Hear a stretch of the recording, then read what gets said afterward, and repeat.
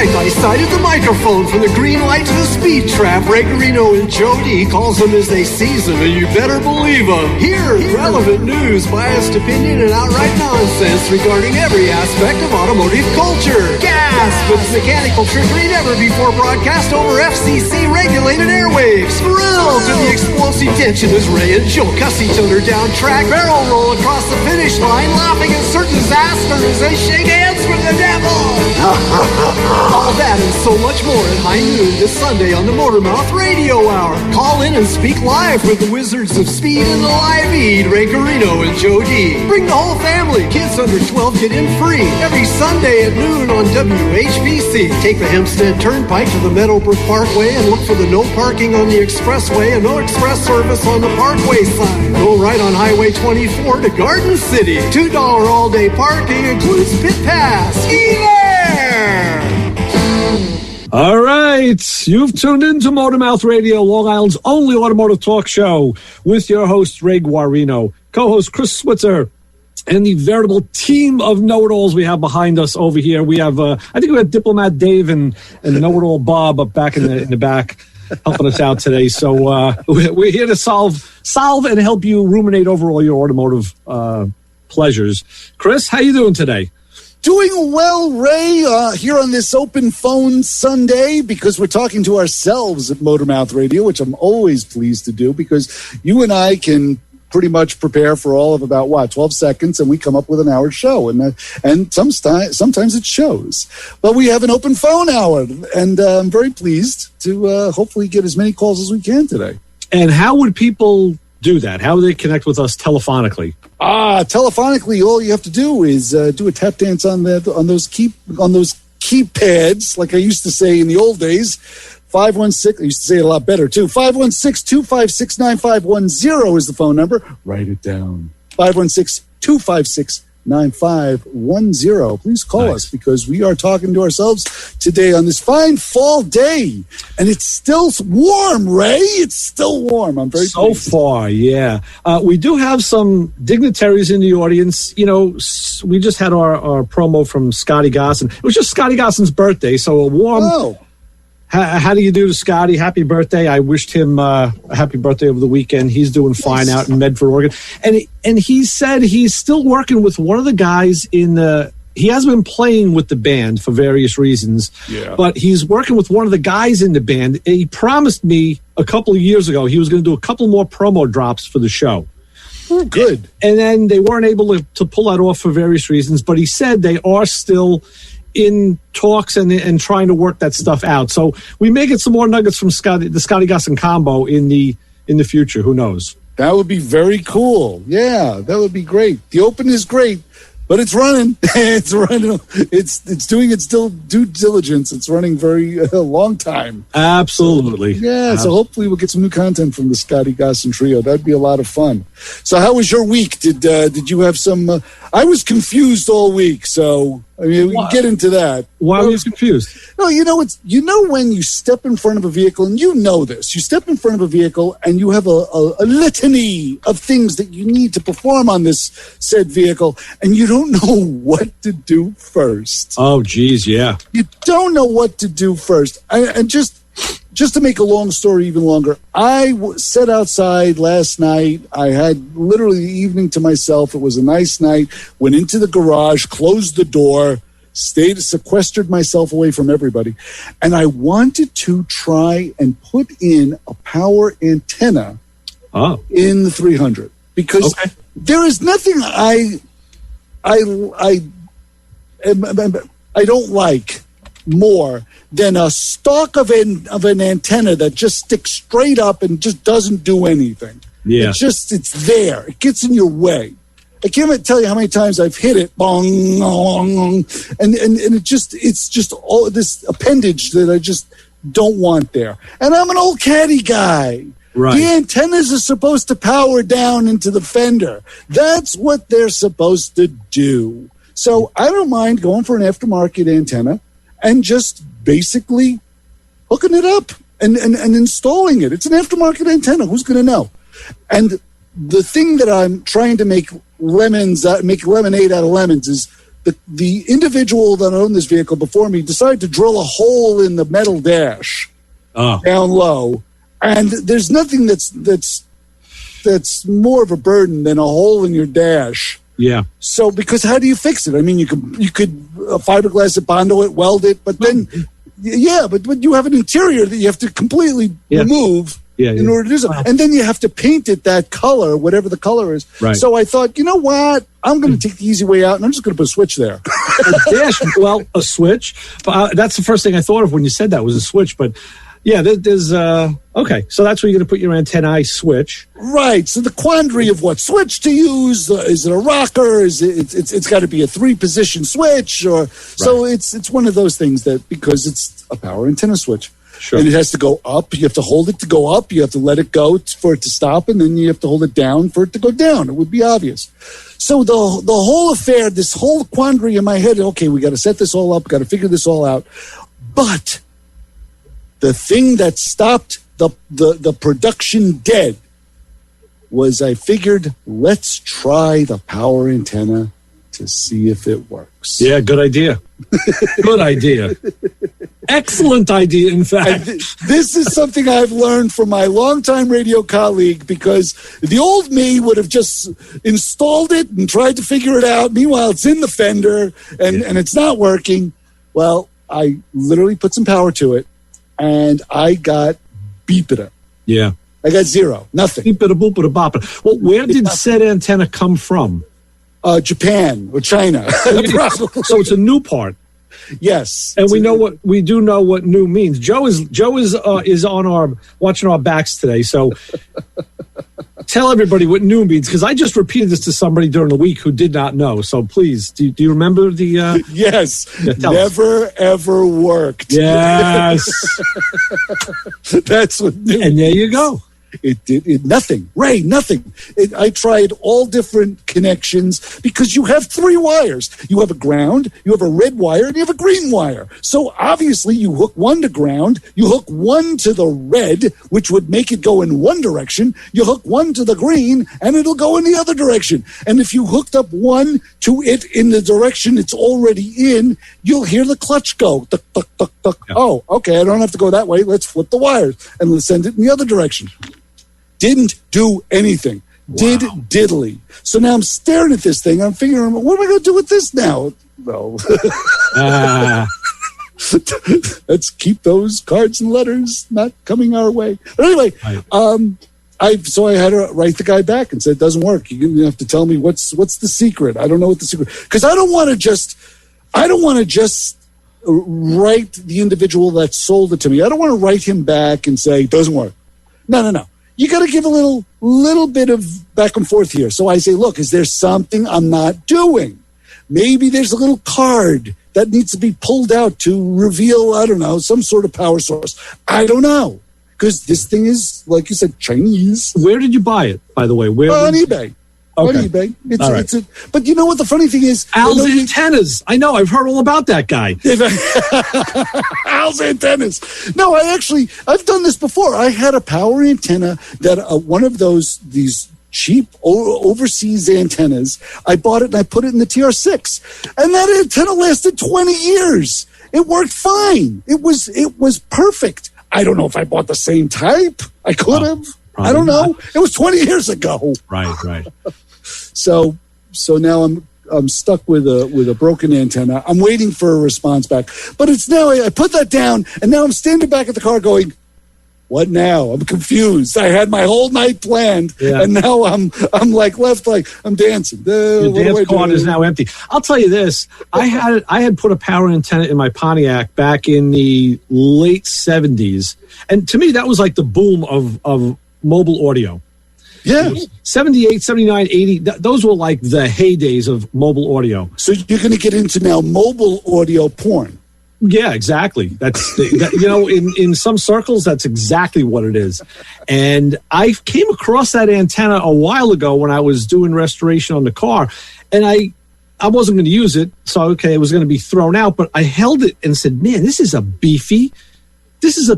motor is substantial. This is a chunk."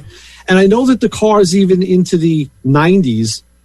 my Impala, in fact, has a power antenna that works very well. But they downsized them. They really made them a lot smaller. They're better. And I don't know if they're better or not, but I know that those original ones are chunky and beefy, and those are nice pieces. Oh, I've had my fair share of power antenna repair with old Cadillacs.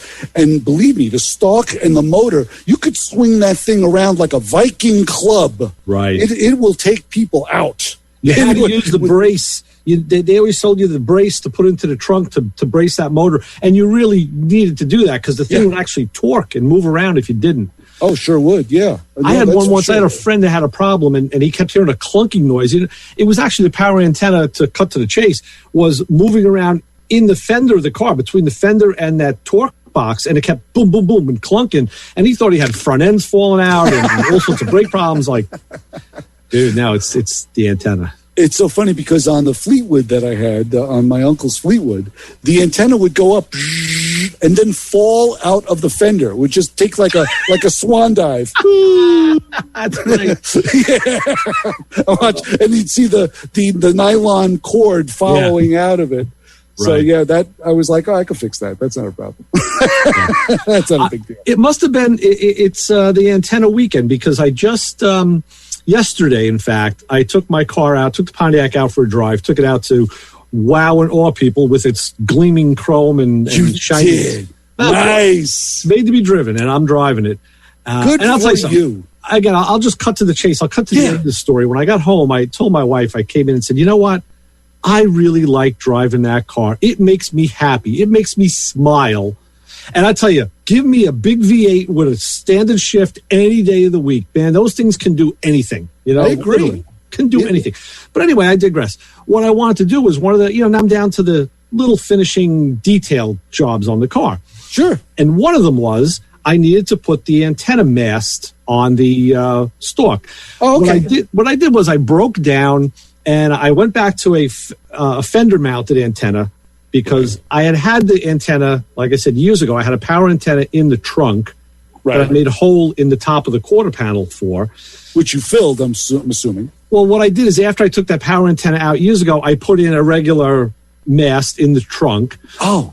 And then, but now, fast forward, the fender that I was going to use had the antenna hole in the fender, in the front. Oh. Because Pontiacs in that year, for some reason, if you got the manual antenna, it was in the fender. I guess if you ordered a power antenna, it was in the trunk. So only a friend can ask you this question now. So now you have two holes. Actually, no, because like you succinctly said, I welded one up. Oh, okay, good. Welded up the trunk hole, right? Okay, I hope it didn't hurt. Yeah, well, you welded up the trunk hole. Just for a second. And you're still smiling. Yeah, just for a second. But we'll go through it. But don't weld up your trunk hole unless you're prepared. Yeah. So now I was faced with the quandary of, okay, what kind of antenna to put in the fender? And, I don't know if you know this or if other people, you just can't go to an auto parts store today and have you don't get this selection of antennas like we used to find. No. So nothing I found was really struck me as being acceptable. And through the restoration catalogs, there was the correct restoration style antenna with the base and the cable and the mast. And it was like, it cost me, it was over $100. It was like 100 and I resisted it for a long time. I wasn't going to buy it, and I finally broke down and bought the damn thing. Now this is an antenna that can manually come up, manually go down, or is it's manually? There's it's just one of like those old, like my Chrysler stalk. It's a just mast. It's a tree that's sitting on your fender, basically. But the tree is removable. Oh, because there's the bung and all that mounts through the fender with the nut, right? And then the mast has a nut on it that slides over a male post, and you tighten it down. Got it. So of course, to put a car cover on the car is going to be a pain in the neck because I have a fixed mast. Yes. I was thinking about welding a wing nut to it so I could. So anyway, yesterday I said, okay, I have to do this, and I. Well, hold on. Let's go to the phones. Let's go to the fun. Let's do that, please. And say hi. You're on. Yeah, let's do that. Yeah. Ladies and gentlemen, it is my Uncle Ivunj. Yeah, the spoons, the mushroom, It's What's my happening, mushroom. Joe? It's man, it's time to get on the airwaves. It is the co-host of this fine upstanding program. How are you? Oh, yes, I'm well. Thank you. I'm coming along. You sound good. Days I can actually walk 10 feet without planting my nose in the carpet. Pretty good. I mean, let's talk about that power antenna. I think you lucked out. I mean, they have a few companies that make it. There's custom low sound. They're a little bit on the expensive side, but they're very nicely engineered. Right. Also, there's a company called Metra that does the aftermarket radio install kits. It's pretty easy. Okay. And they hold up pretty well, and they fairly easily wired out. That's not bad at all. We had a lot of fun when I had to wire in my buddy's Grand National with a factory radio, and we had to substitute the GM antenna with an aftermarket unit. Oh, man. That was fun. There is no room in that fender either. That fender is like 1.5 inches wide. Thank God for Johnny. He was he managed to get someplace with a little finger. Yeah, you need long tapered fingers. Yep. He's I don't know. He only lost a pint so far. So that's not bad. Oh, I guess. Yeah, seriously, he has to engage in fluid replacement, very aggressive fluid replacement at the time. Yeah. But yeah, it's the truth, and that's basically what It's kind of funny because there are so many antennas to choose from now, like Ray says, and we don't have those choices where we can walk into an auto parts store and rub our chin and go, which one do I want? Because I know I'm surprised. Go ahead, Joe. You can wander through the down the end of the aisle at the store that's opposite of retarded auto parts, right? And you can just rub your chin and the guy will take pity on you and hey, what are you doing? Exactly. Can't you just see I'm exfoliating? So, right, I'm exfoliating. So to rub my chin. See? That's funny. Good stuff. Yeah.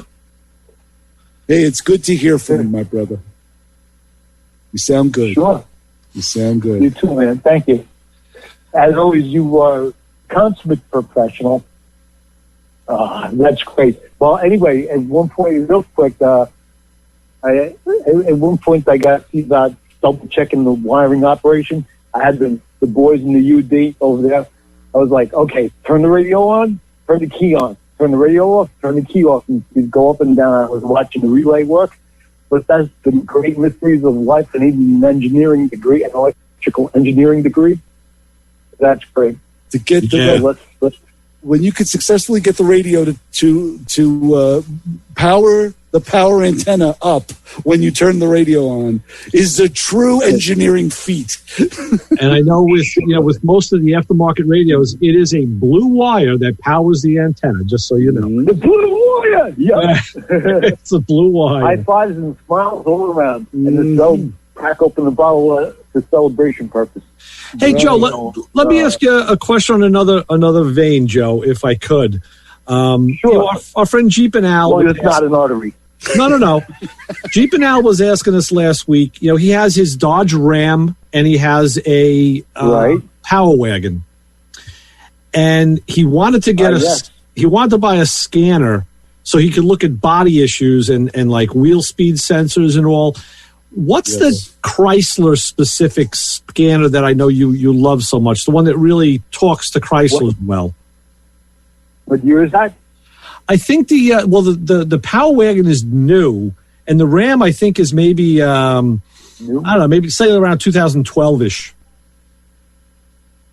Okay, anything past about 2008 anything that uses CAN, C-A-N, right, communication technology, anything past 2005 or so, Chrysler has something called Y-Tech. You know what I mean? Okay. But now they have this pretty convoluted system that it goes to the internet and then it goes through a laptop and a dongle. You know, and of course, FCC has to approve it because I have to say a dongle. Right. You know, but Y-Tech, it's a pretty stiff hole that they got to collect. I mean, there's a subscription, and the hardware back there it's about $1,500, and wow, it's heavy duty, like thousands. Yeah. But as far as that goes, you know, you can go with an Autel or a well-featured Snap-on would be pretty well. You know, you're not completely blind. You don't need dice and a Ouija board. So, Joe, what would something like that cost offhand? Well, some of the Snap-ons, like a Soul, so probably about $3,500. Wow. Yeah. As far as a Virus, which is like a handheld Windows-based scan tool, that's about $8,000-9,000. Right. But it's pretty good. It's got some kind of shop management, wiring diagrams, and all kind of cool stuff. But yeah, I had mentioned the Maxi Sys to him, Joe. I mentioned the Autel Maxi Sys. I didn't pay that much for the Chrysler I had. No. I did talk to Matt and Brian about this on the Thursday night show, and he said that Matco has that. I forget which one it is, but they have a scanner that again is subscription based, and you can pay by the month for your car. It's like $20 or $30 for a month of data. So that's another good way to go. I'll tell you the truth. If I need a $9,000 scanner for my Chrysler, I'm selling the car. Yeah, good idea. Well, it's cheaper than getting one of those archaeological expeditions. You know, let's face it. Yeah, you gotta have a Sam. Yeah, right. Yeah, because Walter P. probably said came here and came to haunt you. That's about it. Yeah, exactly. Walter P. Chrysler. Yeah. All right, well, I'll pass that on to him, Joe. Thank you for the info. Yes. No problem. Piece of cake. As a matter of fact, Autel has a lot of stuff that lets you get into late model because they have the secure gateway module bypass, which but Snap-on can do it. You can't tell the players without scorecard. Right. They're great. Right. Well, I know my Autel that I paid a couple $100 for got, I would say, 99% of every Chrysler ailment I had on my Dodge police car. And the funny thing was, I think you teched one time. You diagnosed something on my Jeep Compass with your Etch-a-Sketch. I don't even know what it was, Joe, but I do remember it looked like an Etch-a-Sketch. This thing was sitting in your lap. It was like this laptop in your lap. Of course, it's because it's like I have a very deep personal relationship with scan tool. But you know what? A scan tool is $300. You know, it's going to have wire brush bristles.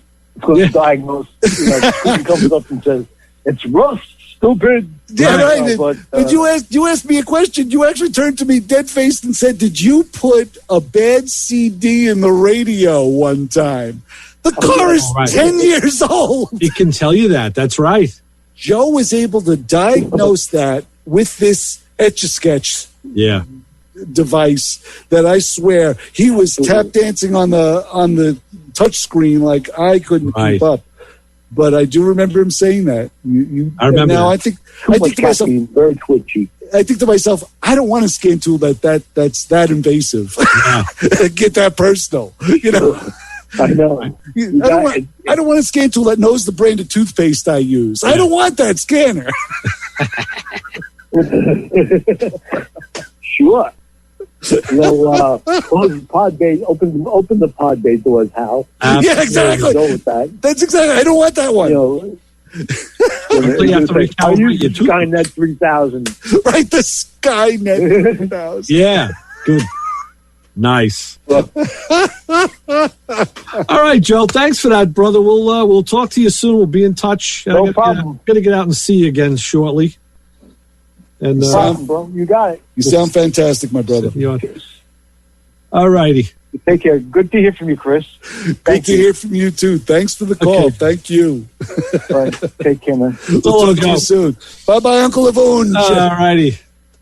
The great Joe D. Joe D, the famous co-host of Motormouth Radio. That's it's always good to hear from Joe. And this scanner thing is, it'll keep you guessing with stuff like that. It really will. I agree. But just to finish up my story quickly, what I did was I had the mast for my antenna, and I had test fitted into the base, and I found out you couldn't tighten the nut because the end piece, the stub, if you will, was too long, and I had to shorten it. So I wrote a note, I measured it, and the thing was shorten your stub. Yeah, right. Well, of all things, sometimes you have to do that, right? Yes. So of all things, this thing was around through the whole restoration, and now that I needed it, I couldn't find it. You're killing me. And I knew. Really? I had it in the trunk of the car. There was a bag. I look in there. It's not there. And I'm looking through my garage, and I've moved things around a little, but I said, okay, maybe I stood it up. Maybe I'm looking. And then, I know that, okay, if I'm looking, I could be looking right at it and not see it. Yep. So I try to step back and look with a broad eye. Then I try and look with a more fixed eye. And I tried it, and I couldn't find nothing. How many broads did you have to bring in? More than we can talk about on this show. Okay. Trust me. So what I did was when I left, I said, you know what? I got to go take a ride. I had to go see our friend Jeff, the glass guy, because he's going to come and reset my windows this week. But he was having a garage sale. I wanted to go down and see him. And he's going to adjust your glass. Very nice. Yes. I said, I got to stop at the shop because there's a slight chance that when the car was in the shop for a couple months, maybe I took it out. Maybe I left it on my toolbox in the shop. Mm-hmm. Just something I have to check because I'm not finding it anywhere else. And lo and behold, I went to the shop. But I tell you, it's in someplace safe, right? You knew it wasn't lost. No. You knew it was in someplace safe. But go ahead, I'm sorry. It was lost to me, but it wasn't lost for good. Right. Lo and behold, when I got to the shop, went to my toolbox, and there it was, standing up on the top of the toolbox. I was like, all right. At least I remember. Thank God. So then I opened the bay door, and I said, okay, I got to shorten the stub, put on the grinder, install the antenna, and away I went. So I had an antenna fixed this weekend. Well, at least mine got fixed. Now I can listen to the radio. So anyway. Very cool. And that's the thing. I don't want to take this apart, my project. I don't want to take it apart and then have it apart and then try and use the car because then I won't have the radio. And mind you, it's just an AM radio, but Ray, I can't tell you, it is the best AM radio I've ever heard. Oh, the older cars have fantastic AM radios. I forgot. Oh, I forgot. I told you the story. I had a 65 Coupe de Ville many years ago. Sure. And it had the AM radio that had the separate amplifier behind the dash. Yeah, I remember. And that's the days when you had like 4 or 5 music stations on AM. Yeah. I'm going back to the 70s. And I found out of a junkyard an AM FM, I think out of a 66 maybe, or a 7. And I installed that. And you know what? That AM didn't have the punch on that radio that the AM alone did.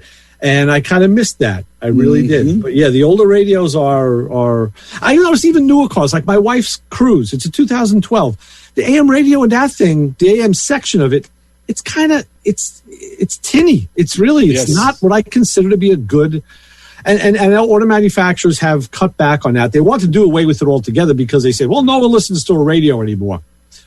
Wow. Yeah, well, no one under the age of 40 listens to a radio. Until there's a national disaster and everything else goes out, and then you need that freaking AM radio to get... totally. Yeah. But anyway. But I'm hysterical because it's like I'm listening to AM again and going, wow. And, of course, our favorite station, because it is now one of my top 3, is locally here in the area. It's WHLI. Oh, you still get HLI. Good. But I can only pick it up on the Chrysler radio. Yeah. I mean, I got this silly little tin box up on the shelf that I'll turn on every once in a while just to hear the news, and I'll try and go and find HLI with it, and I can't find it. Wow. I have to fire up the car to turn on accessory to listen to HLI, because the AM radio in the Chrysler gets it better than any other device I have that plays AM, which is hysterical. It's great hysterical. Station. Yeah. So, I'm pulling out of the driveway, listening to the Doors, and I'm like, hey, does it get any better than this? I don't think so. Right. Listening to the Doors on my AM with crisp, clear tones. There you go. So now our crisp, clear tones are going to switch over, and we're going to take our bottom of the hour break. We'll play a couple of spots, take care of a little business, and we'll come back. And I want to tell you about something that happened to me this week that was a disastrous occurrence that I actually was able to come out on the good side of. But before I do that, I have to ask, do we have an honor group of the hour? Of course we do. The Motormouth Radio honor group of the hour, Ray, today is if you miss vinyl wood grain on the side of your station wagon, if you long for the days when cars were, when there was acres of that wood grain on the side of your Colony Park or your Kingswood Estate or your Town and Country wagons, those days when wood was applied to the sides of vehicles like wallpaper, if those were the days that you longed for and you like your wood long and adhesive backed, you're part of the Motormouth Radio honor group of the hour. And because of you, I did learn something, and I actually retained it, that material is called Dynoc. Dynoc, exactly. I had never known that in all of my years until you said it a while ago. And you gave me this look like the puppy. You went, because I never heard it. Tipped your head. I thought it was contact paper. What the hell do I know? So anyway, all right, we are going to take our break. So let's prepare our transfer of power here, and we'll be back with more Motormouth Radio with Ray Guarino, Chris Switzer on 90.3 WHPC. This show on 90.3 WHPC is brought to you by CarStar Celebrity Chase Collision, with 2 locations in Limbrook and Oceanside, who remind you that New York State law says you always have the right to choose which shop you want to have your car fixed at. CarStar Celebrity Chase Collision offers a full range of services: 24-hour towing between Montauk and Manhattan, shuttle service, and they can help you with a rental car arrangement if needed. And yes, se habla español. More information is available by calling 516-593-0920 or visiting online at celebritychasecollision.com. Shake off the realities of the day, broaden your musical horizons, and embrace the diversity every Monday afternoon at 5 for 2 hours of Revelations. The show offers a potently unique collection of music with an emphasis on themes and rock rarities, an occasional tour de force of blues and soul, mixed with compelling sets of folk and folk rock. I'm Steve Kay, and I've got the perfect soundtrack for your drive home every Monday afternoon at 5. On Revelations, right here on the voice of Nassau Community College, 90.3 WHPC. And you can go, because we're back on Motormouth Radio. Ray Guarino, Chris Switzer, give us a call, 516-256-9510. We were just discussing our little projects that we do here that make the world go around at Motormouth Radio. Mm-hmm. Yes, we were. Sometimes the stuff off air is a lot better than the stuff on air. Many times it is, yes. So I want to relay something that happened. It's 2 stories that I had. I had to fix a Ford carburetor for a fellow. One of the guys associated Ford carburetor fellow, got it. Yeah, and he said Ford carburetor fellow, got it. 2-barrel Autolite, 2100. It's on a 289 in a Mustang, and he said it starts and runs great, but when he goes to drive it and works the accelerator, he doesn't get any acceleration. And I said, okay, sounds like the accelerator pump is bad. Yes. Said, well, I changed it. Like, okay. Oh, all right. And I said, well, it could be faulty because it could be new. I said, or knowing that this car sits, I said, if there's a little passage, a little hole in the bottom of the well, and when you work the accelerator pump, fuel gets transferred through that passage, up another passage, and then down into the the barrels of the carburetor. That's how it works. Correct. Yes. I said, knowing how ethanol causes all sorts of havoc and problems with cars, I said, if it sat long enough in the ethanol evaporator, which it does, and clogged up that passage, you may have a problem. But we have another issue. So yes, we do, and we're going to get to it right now. We're going to the phones, going to the fun, saying hi. You're on with the Motor Mouths. How's it going, guys? Hey, Vic. What's up, Vic? How are you, my brother? Not bad. Same old. Just assembling a motor. Oh, Going to 46. So, what are you building? Quick. 350. Oh, 350 with a 200 behind it. It's going into 46. Okay. Body work's being started on that like right about now. So that should be on the road in March. Wow. You have a target date already. I mean, about 10 years ago. I mean, I think I'm going to get my power antenna installed in March, and you're going to have the car the engine built and running by March. Oh, yeah. Well, motor's all done. Just got to put a flywheel on it and wait for the tranny to come back from being rebuilt. Mm-hmm. But I got maybe an antenna question. Oh. My 14 Dodge Caravan, you turn the radio on, you get static. You turn the radio on, you get music. And sometimes because going down the road, you have static, and then you get music. So, I have no clue, and I can't hit it with a hammer to fix it. Yeah. So, your antenna is up or down?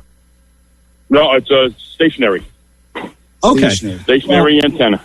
That we're getting more into the meat and potatoes here. It obviously could be. I would try and reach around, see if you could find a connection between the antenna and the radio. Yes. Or it may just be cable connection. I would say yes. If it's on and off like a switch, I would say you're getting an intermittent signal from the antenna to the radio. Or it could be the radio itself. Yeah, I'm thinking, how often does an antenna go bad? A non-power one. Right. No, it won't. Not too often. Yeah, but that connection the cable going to the antenna, usually it breaks there. It rusts or gets dirt in it. Usually that's a weak link. I've seen some factory cables, like when I took cars apart, that when they put them in on the assembly line, they didn't it got just like pinched between the fender and the firewall. Yes, and it lasted like that for maybe 20 something years. And, I've seen some crazy stuff. So, yeah. Mm-hmm. Yeah. But I was thinking that, but I can't even get under the dash. So, well, Vic, I'll tell you this: with the newer vehicles, with the newer vehicles, it's gotten easier to take radios out because it's usually like maybe a trim panel, a couple screws, and they pull right out the front, and everything is there.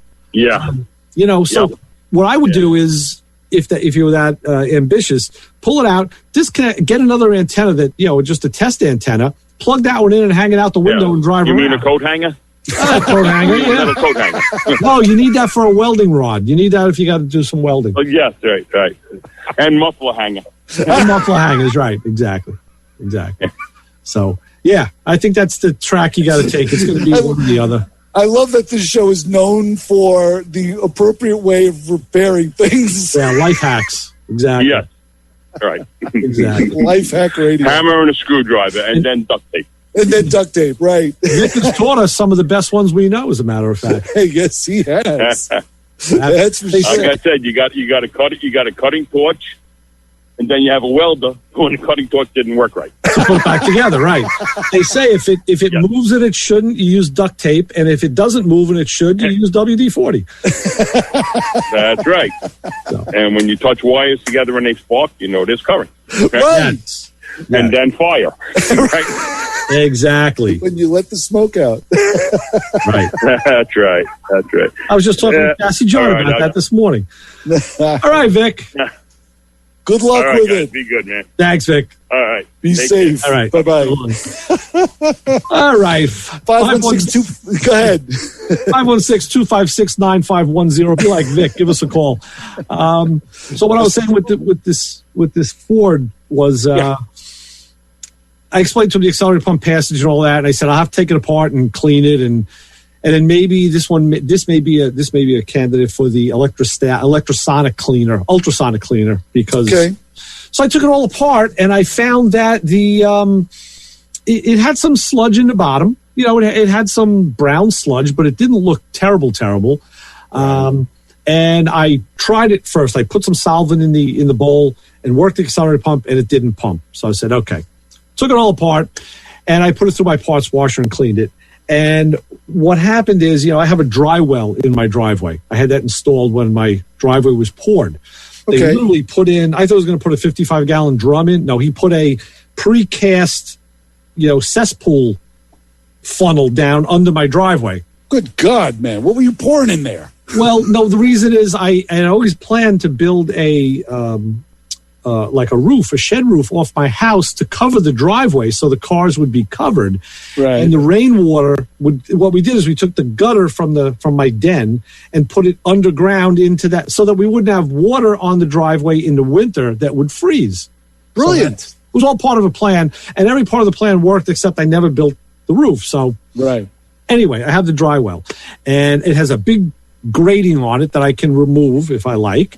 And this is what I did. I was working on that carburetor, and after I clean them with the carburetor cleaner, I take my hose, because I have a hot and cold water hookup for the hose, use the hot water, and I spray the parts in the basket over the dry well so it just drains down there. This sounds catastrophic, what we're talking about now. So what I do is I'm always wearing my reading glasses and stuff, and what I do typically is I do this, like everybody else. You put them in my shirt. Right, on your collar, so they stay there under your chin. So there I was leaning. So you can lose them. There I was leaning over the dry well, working on the carburetor, and I thought I felt something move a little, and I said, half my brain said, I should probably do something about this. Plop. The glasses fell out right down the hole into the water that's in the dry well.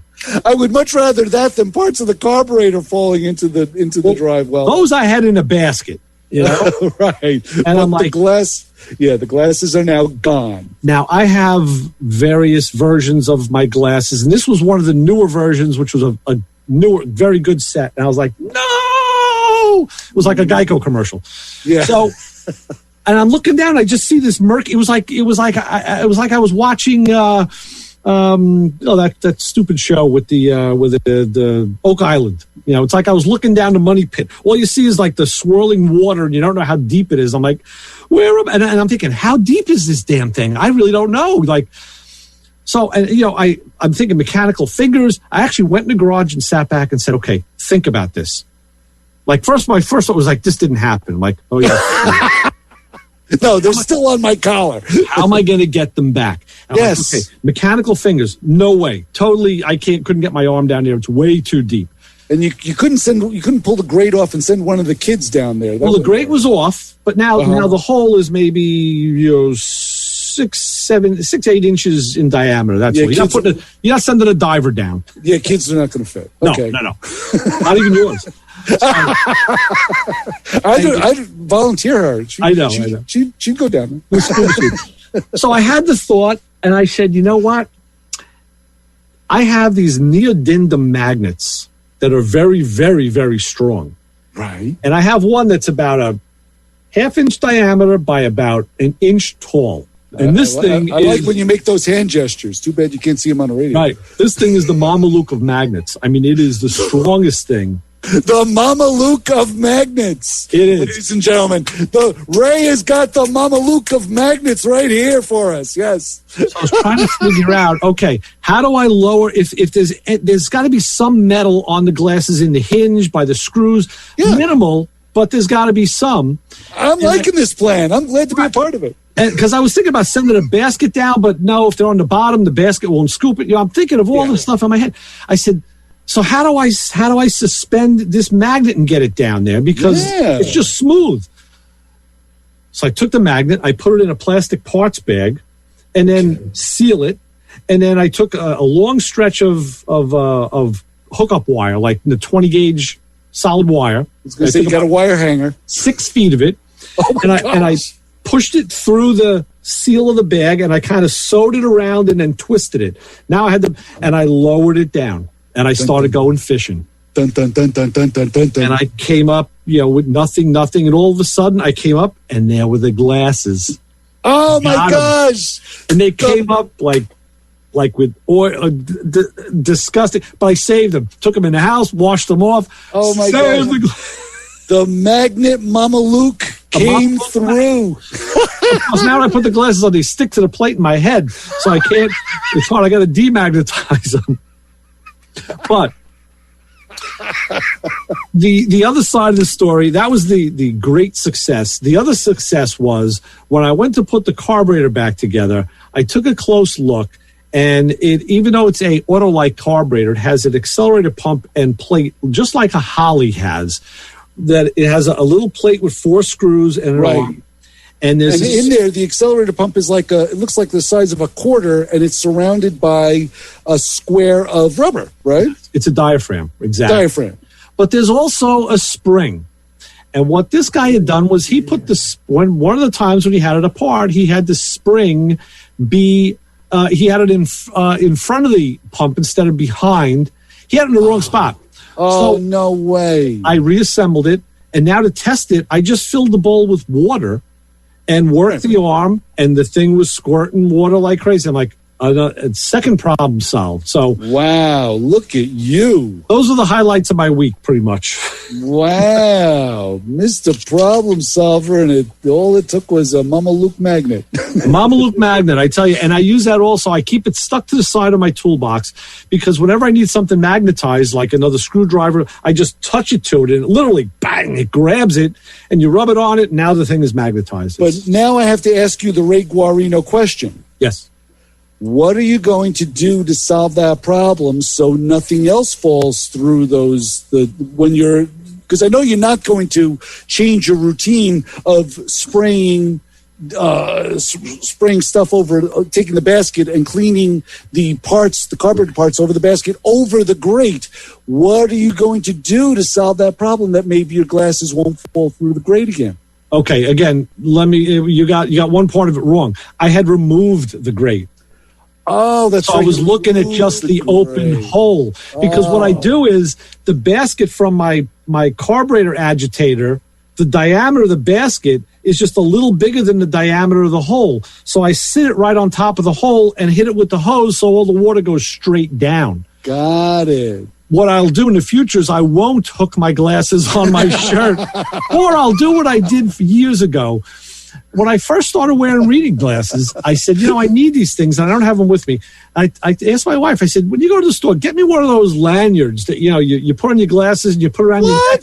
Remember, I used to wear it at the station. Yeah, that's right. And she says, no, you can't do that. You're going to look like an old librarian. That's exactly what I think I said the same thing. Yeah, you did. And she wouldn't get me one. So, being much like you in my sensibilities, I said, okay, I'll make one. So instead of all the nice strings and threads and things I have, I took a piece of cord like Jethro Bodine would make a belt out of. Not that thick though, but sisal, like, cord. Right. And I tied it around, and she looked at me one day. She's like, "What the hell are you wearing around?" I'm like, "Well, you wouldn't get me one in the store." I said, "So this is what I came up with. How's that?" Guess what showed up at the table? 2 pre-made. Brilliant. My longtime radio colleague. That's wonderful. Sometimes stubbornness can pay off. But we still can't get you to wear the headlight on your head. You won't do that. Yeah, I do definitely see the benefit of it. And it's a comfort thing with me. It's a comfort thing. And now the tool companies make a light very similar. They took that idea. Actually, they made one that clips onto the brim of a hat, which is kind of cool. But the brim is... They have one now that you put it around your neck. It's kind of like a U-shaped. And there's two... there's 2 lights that rest over your shoulders. I knew a couple of women like that. That's pretty cool, yeah. And you can bend them in, out, up, down. You can adjust them so they're around your neck, which I was thinking about maybe investigating one of them. I don't know. But that's... Yeah, it's all good stuff. Because Dawn got me one of those. It is about that big, and it sits right right under the eyes. I actually rested on my glasses, and it's like the sun. I could light up an entire engine bay with it. Wow. I love it. I totally love it. Yeah, and it's rechargeable, and it doesn't take batteries. I can even plug it into my computer. It's got a USB port. USB, thank you. Yes, that's how most of them charge now. Yeah, I did try that light once, but it happened to be in the summer, and I was just too sweaty. It was like uncomfortable. I'm like, Now I guess with time you could get used to it. Oh yeah, I blind people with it. Yeah. I turn and go, what? And they're like, ah! Yeah, right. Holding their hands up like, ah! Right. Stop it. You're sterilizing me. Stop it. But yeah, they're the greatest. I actually I was wearing that dopey thing when I was staring at the antenna that I couldn't figure out how to fix. Because I don't know, it's like you say, it's old age is starting to catch up to us. I need different pairs of glasses for different applications now. Like I'm wearing my reading glasses right now. But when I get up and go up the stairs, I'm like, whoa, so I have to put on my other glasses, which I wear. Those are like my walk around and kind of discuss things with my family type of glasses. So you need a transition lens is what you need. You know what? I tried. And it's just like you say, it's like getting used to. I put them on. I'm like, everybody I've spoke to has said they had the same problem in that transition period. Yes. I think they have smoothed the transition a little more now over the years. Because even my daughter, she got transitional contacts, I think. And come on. Yeah. And she said, it took a while, and then once you get used to it, it's like you can't go back. It's like, because now you literally have both pair of glasses, I am just amazed. How can that technology fit in something that's half the size of a dime that you stick in your eye? How do you know when it's right side up? I had cataract operations on both of my eyes and they put lenses in there to correct the stuff so that they can do amazing things. Yeah, that is amazing. And I'm still walking around with 2 pairs of glasses. So. And you are too, obviously. Well, I got about 7, but I just have to have a pair everywhere I go. I don't want to carry it. I just have one everywhere. Paul says you sound like his father. So just so you know. Hey, Paul, if you know where to get a vacuum advance can for a Chrysler 383, let us know that, because that's information Chris could use. Exactly. I'm starting to sound like everybody's father, actually. Yeah. I hate when I sound like my own, because if I'm talking to my kid, I'm a cross between my father and Robert De Niro. Because if you have to get into that dad discipline, and I'm like, look at me. Hey, look at me. You looking at me? You looking at me? I'm talking to you. Look at me. You must be looking at me. I'm the only one here.